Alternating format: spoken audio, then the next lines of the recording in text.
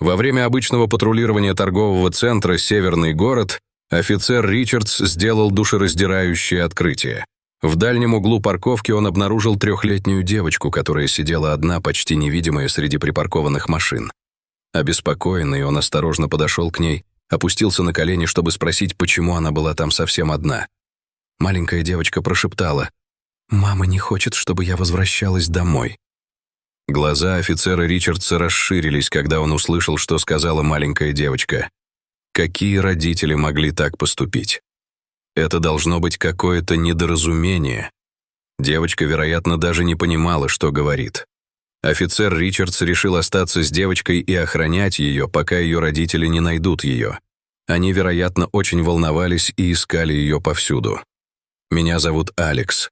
Как тебя зовут?» — спросил он, надеясь, что сможет вытянуть из нее какую-нибудь информацию, если заслужит ее доверие. «Лия», — застенчиво ответила она. «Ух ты, какое красивое имя», — сказал Алекс, и на лице Лии появилась улыбка. «Лия, пойдем поищем твоих родителей. Ты знаешь, где они?» — спросил он, и улыбка тут же снова исчезла с ее лица. «Нет, я не нужна маме», — повторила она, и Алекс в замешательстве приподнял бровь. «Пойдем прогуляемся, хорошо?» Он протянул Лии руку, чтобы она взяла ее, и они вместе вошли в торговый центр. Он отвел ее в диспетчерскую и объяснил ситуацию дежурному сотруднику службы информации. Офицер сделал заявление о том, что Лия потерялась, и попросил ее родителей немедленно прибыть в информационный центр. Услышав это, лицо Лии вытянулось, и она снова повторила: «Нет, нет, я не нужна маме». Алекс и сотрудник службы информации обменялись встревоженными взглядами, не зная, что делать. Они решили подождать там еще немного, и сотрудник повторил объявление в следующий раз. Однако никто так и не появился. Камеры видеонаблюдения показывали только пустые коридоры. Торговый центр вот-вот закрывался. «Лия, может, поиграем в игру?» — спросил ее Алекс. «Побеждает тот, кто первым увидит желтую машину». Глаза маленькой девочки загорелись, и она кивнула, тихонько хихикнув. Алекс подумал, что это было идеальным способом вернуть ее на парковку, не упоминая больше о ее родителях. Кажется, каждый раз, когда они так поступали, это расстраивало ее. Алекс поблагодарил сотрудника службы информации, и они с Лией снова вышли на улицу. На парковке было еще меньше машин, чем раньше, поскольку все посетители торгового центра разошлись по домам. К разочарованию Лии, ни одна из них не была желтой. Алекс тоже был разочарован, но по другой причине. Он не мог поверить, что никто не пришел искать эту маленькую девочку. В конце концов, он решил отвезти ее в полицейский участок вместе с собой. Там он придумает план. «Похоже, здесь нет желтых машин. Не хочешь пойти со мной и посмотреть еще кое-что?» — спросил он ее, и Лия кивнула. Теперь, когда Алекс присмотрелся к ней повнимательнее, он заметил несколько странных вещей. Ее волосы были в беспорядке, нечесанные и с множеством колтунов, а одежда и руки тоже были грязными. Он понятия не имел, что происходит. Но одно было ясно. Во всей этой ситуации было что-то странное. Когда они приехали, одна из коллег Алекса, Кэти, уже ждала их на улице. У Алекса не было детей, но у Кэти они были. И он подумал, что Лия тоже могла бы чувствовать себя более комфортно с женщиной. Так получилось, что у Кэти в кабинете хранились плюшевые игрушки ее дочери.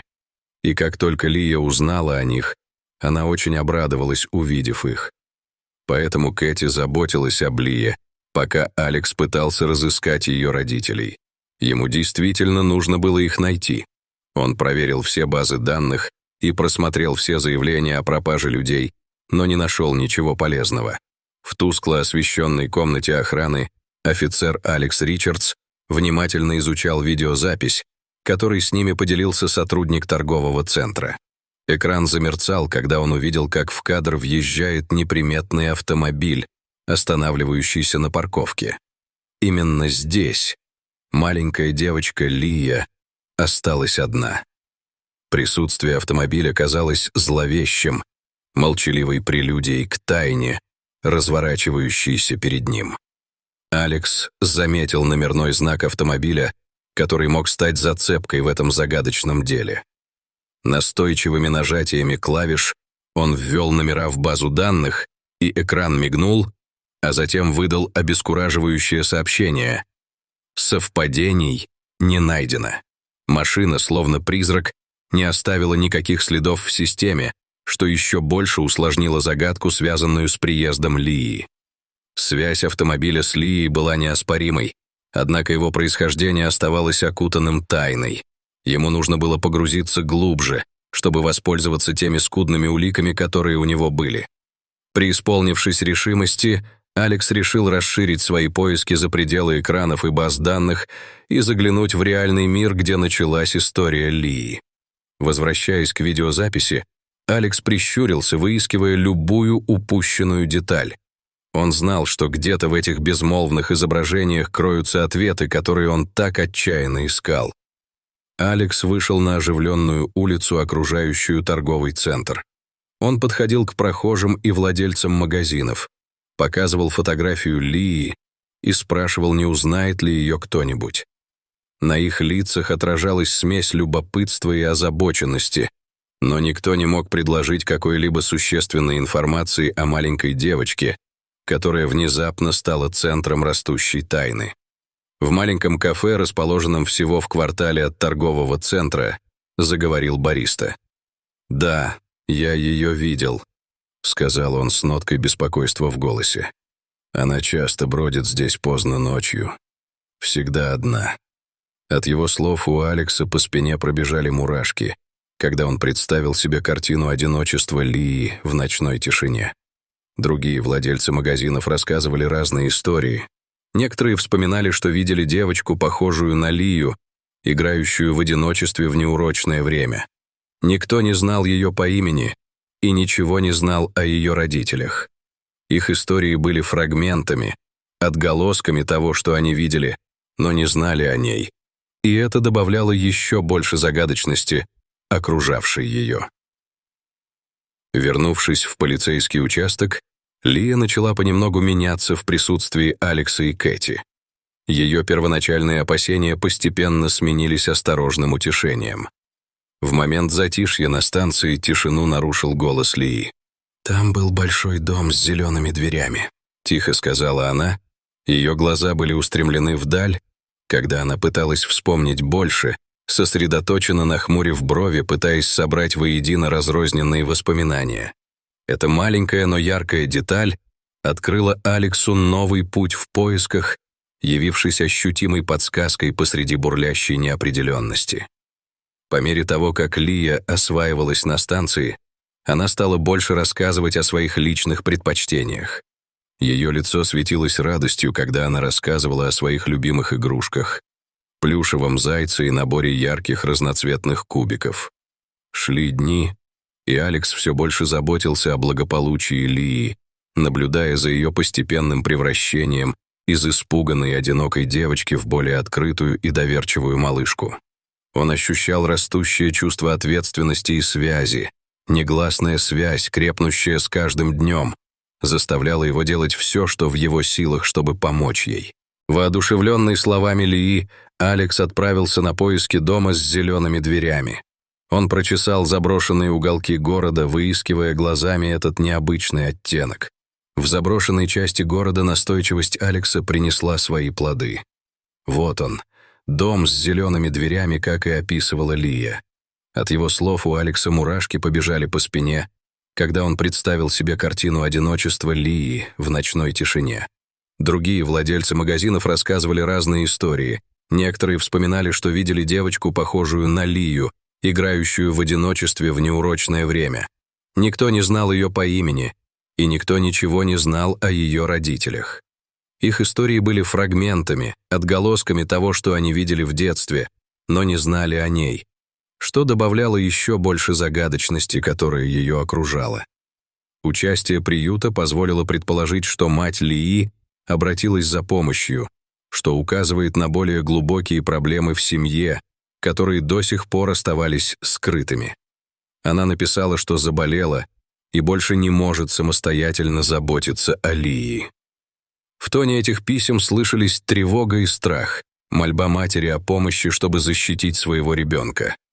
Решив выяснить больше подробностей, Алекс решил лично посетить приют для женщин. Прибыв в приют, Алекс приготовился к трудным разговорам. Сотрудники, сочувствующие его делу, рассказали печальную правду о матери Лии. Она искала убежище в приюте, подавленная сложившимися обстоятельствами. Их откровение нарисовало картину женщины, которая борется с непреодолимыми трудностями, пытаясь найти безопасное убежище для себя и своей дочери. Самым душераздирающим открытием стало то, что Алекс узнал о судьбе матери Лии. Сотрудники приюта сообщили ему, что она скончалась из-за тяжелой болезни. Эта новость сильно поразила Алекса, когда он осознал глубину отчаяния, с которым, должно быть, столкнулась мать Лии, сражаясь в битве, которую она в конечном счете не смогла выиграть, оставив Лию одну в этом мире. Во время своего визита Алекс также поинтересовался об отце Лии. У сотрудников приюта было мало информации, но то, что они знали, не внушало оптимизма. Они полагали, что он был вовлечен в незаконную деятельность и исчез. Суровая реальность того, что Лия бросила, стала для Алекса болезненно очевидной. Оставшись одна в этом мире сначала из-за трагической кончины матери, а затем из-за отсутствия отца, Лия прошла путь, полный глубокого одиночества и уязвимости. После долгих размышлений Алекс принял искреннее решение. Тронутый историей Лии и установившейся между ними связью, он решил стать ее приемным родителем. Это решение было продиктовано не только чувством долга, но и глубоким чувством заботы и единения. Алекс отправился в путешествие, знакомясь со сложностями системы патронатного воспитания. Это был лабиринт бумажной работы, юридических требований и встреч. Несмотря на трудности, он оставался решительным. По иронии судьбы, случайная встреча привела Алекса к бабушке и дедушке Лии по материнской линии. Они искали Лию с тех пор, как исчезла ее мать. Это открытие открыло Лии доступ к той части семьи, о которой она никогда не знала, к связи с матерью и ее наследием, которой так не хватало в ее жизни. Встреча Лии с бабушкой и дедушкой была очень эмоциональной. Для Лии это стало открытием семьи, о существовании которой она и не подозревала. Для ее бабушки и дедушки это стало окончанием мучительных и неуверенных поисков. Были пролиты слезы, рассказаны истории, и начали формироваться новые семейные узы, заполняя пустоту в жизни Лии, вновь обретенной любовью и близостью. Кульминацией истории становится размышление Алекса, крестного отца Лии, об их путешествии. Он думал о том, какое глубокое влияние оказала Лия на его жизнь, изменив его так, как он и не предполагал. Его совместный путь с Лией был полон сострадания, испытаний и, в конечном счете, любви. Это стало свидетельством того, что жизнь может идти самыми неожиданными путями, и о преобразующей силе заботы о другом человеке.